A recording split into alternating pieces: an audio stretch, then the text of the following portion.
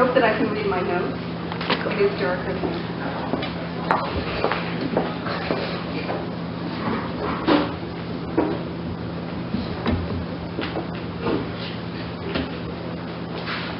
Okay.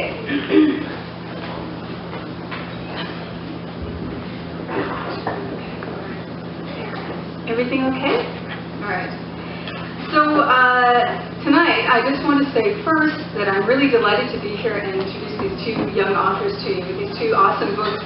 I spent the last 3 days reading their books, and it's very intense, as you will know if you decide to make a purchase, which I, by the way, after we're finished, you will be able to buy the book over there and get it signed at the table adjacent to it, so you can meet our two authors and have a chat with them if you like.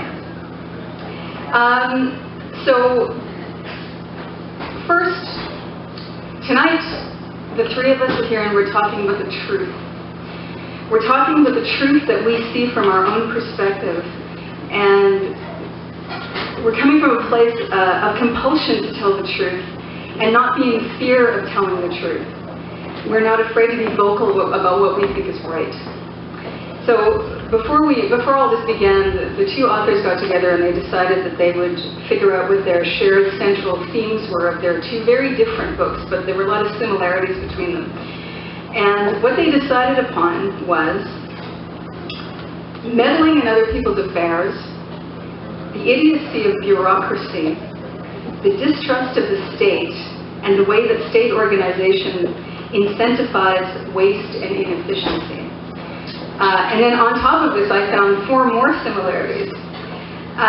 One of them was, the larger an operation becomes, the more out of control it becomes, until we get to the point of the inability to monitor positions and to be efficient, the inability to monitor employee capabilities, and the inability to monitor effectiveness of positions within the organization. So anybody that's worked for somebody else, I've also worked for somebody else, and the bigger the organization, the more out of control it is. Nobody knows what's going on, and in the end, maybe you end up feeling, well, what if they just make my position redundant, because I'm not quite sure what I'm doing either. And essentially, we're talking about all of this, the bigger it gets, the more ineffective it is. The second thing I thought that brought these two together was the ego, how it's fed, how it endures, and how it postures itself to protect itself. The third one was profit at the expense of others, and the fourth one was ineptness and wastefulness of state-controlled security. Both of the authors come from very different backgrounds. They have very, very different writing styles, and as I understand it, their musical, their styles are also very, very different. However, I have one question to begin with both of you. What was it that inspired both of you to sit down and write this truth that you've come upon? I'll go first, sure.